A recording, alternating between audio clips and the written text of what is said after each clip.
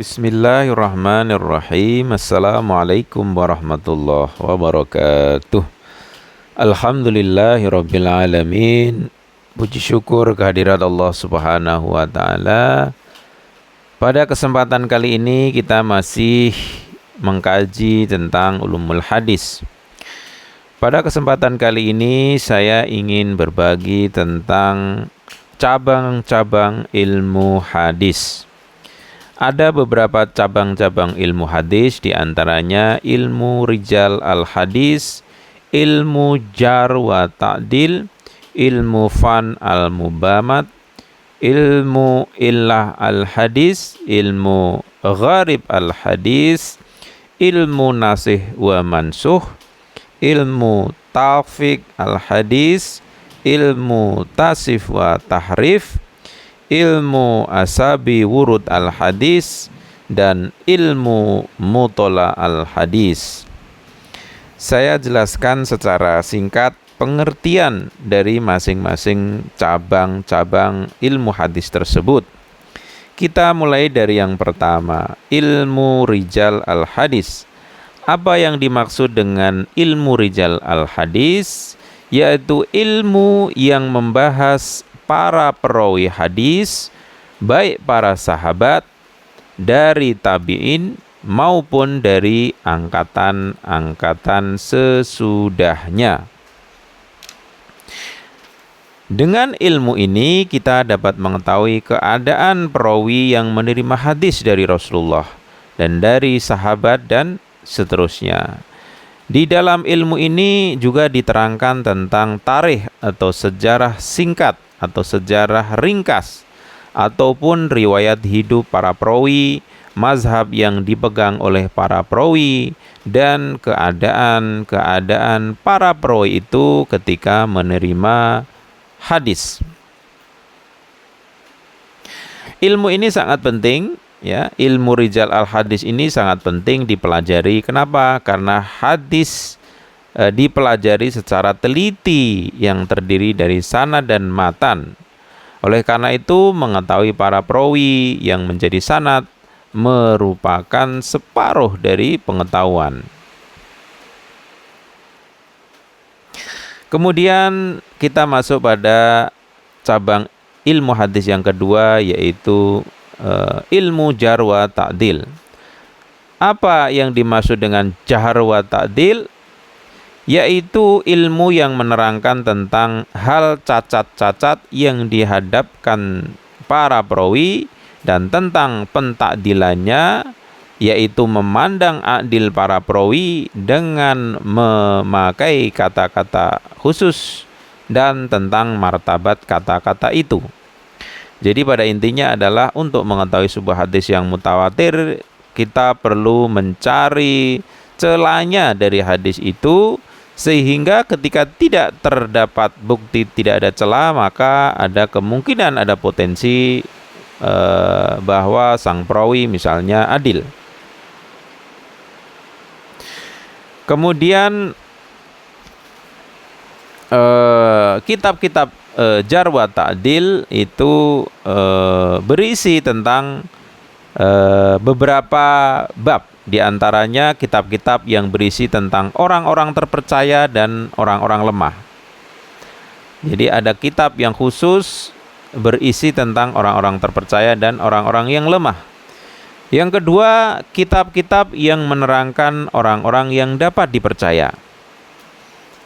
Kemudian yang ketiga, kitab-kitab yang menerangkan orang-orang yang lemah saja. Kemudian yang keempat, kitab-kitab yang menerangkan orang-orang yang mentadliskan hadis. Kemudian yang kelima, kitab-kitab yang disusun mengenai perawi-perawi dalam suatu kitab tertentu.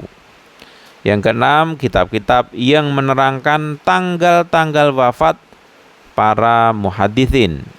Yang ketujuh, kitab-kitab yang menerangkan nama-nama, kunyah-kunyah, dan lakap-lakap. Dan yang terakhir, kitab-kitab yang menerangkan penghafal yang rusak pikirannya ketika tua. Nah, demikian tadi saya menjelaskan tentang jenis-jenis kitab dari Jar wa Ta'dil. Kemudian kita masuk pada cabang hadis yang selanjutnya, yaitu ilmu fan al-mubahat. Apa itu ilmu fan al-mubamat? Maaf, tadi saya keliru. Ilmu fan al-mubamat yaitu ilmu untuk mengetahui nama orang-orang yang tidak disebut di dalam matan ataupun di dalam sanad.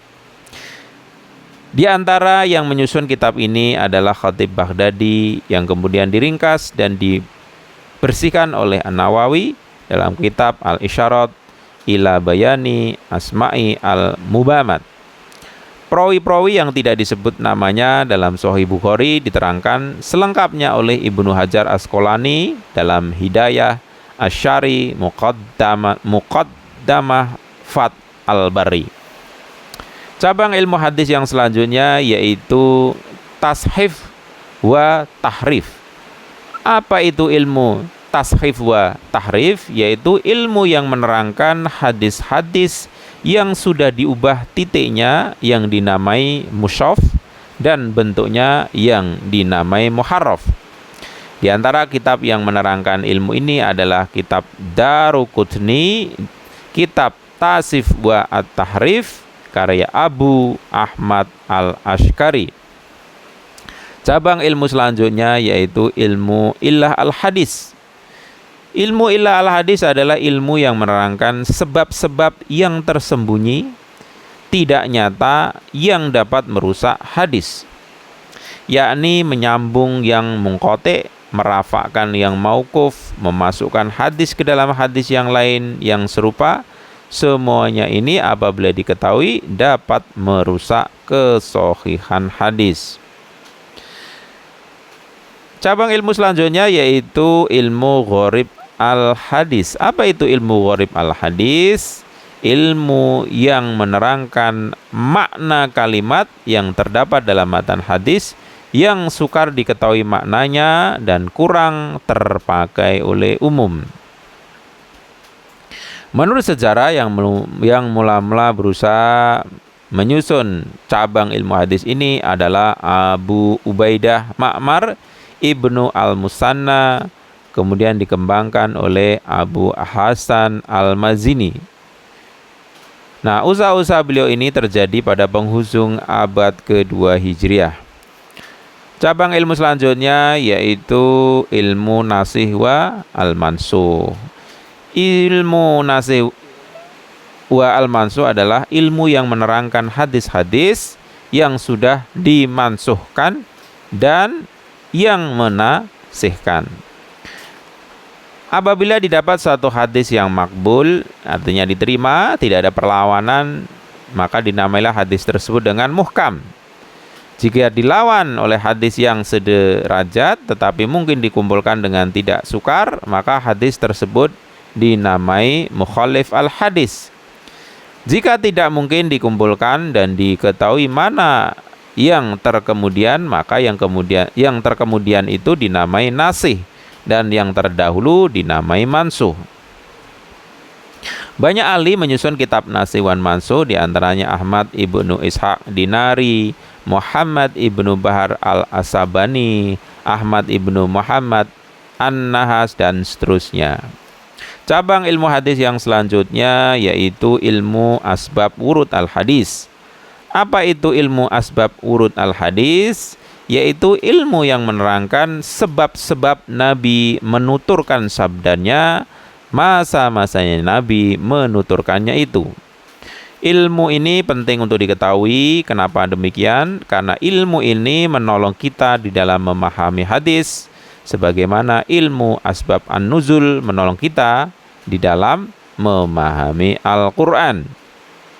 Ulama-ulama yang menyusun kitab ini dalam masyarakat diantaranya Abu Hafs Umar ibnu Muhammad ibnu Raja al-Ukhbari, murid Ahmad, dan Ibrahim ibnu Muhammad, terkenal dengan nama Ibnu Hamzah al-Husaini. Cabang ilmu hadis selanjutnya yaitu ilmu talfiq al-hadis. Apa itu ilmu talfiq al-hadis? yaitu ilmu yang membahas tentang cara mengumpulkan antara hadis-hadis yang berlawanan zahirnya. Ada kalanya dikumpulkan dengan mentahkiskan yang am atau mentakyidkan yang mutlak, atau dengan memandang jumlah terjadinya. Ilmu ini dinamai juga dengan ilmu mukhtalif al-hadis. Di antara ulama yang besar yang berusaha menyusun ilmu ini adalah Imam Syafi'i, Ibnu Qutaibah, At-Tahawi, Ibnu Jauzi dalam kitabnya At-Tahqiq. Kitab ini sudah disyarah oleh Al-Ustadz Muhammad Asy-Syakir dan dinilai sebagai baik sekali. Kemudian cabang ilmu selanjutnya yaitu ilmu muthala' al-hadis. Apa itu ilmu muthala' al-hadis? Yaitu ilmu yang menerangkan pengertian-pengertian atau istilah-istilah yang dipakai oleh ahli-ahli hadis. Ilmu ini dirintis oleh Abu Muhammad Rama Hurmuzi pada 360 Hijriah. Kitab yang ditulisnya boleh dikatakan hampir lengkap isinya. Sesudah itu baru ulama meluaskan lingkup kajian ilmu ini.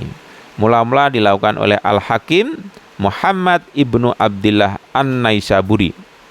Sesudahnya kemudian Abu Nu'am Asy-Syabahani, kemudian Ahmad yang terkenal dengan sebutan Al-Khatib, menyusun berbagai kitab dalam ilmu ini. Dan seterusnya, demikian tadi cabang-cabang ilmu hadis yang saya jelaskan dengan secara singkat. Semoga bermanfaat. Sekian, wassalamualaikum warahmatullahi wabarakatuh.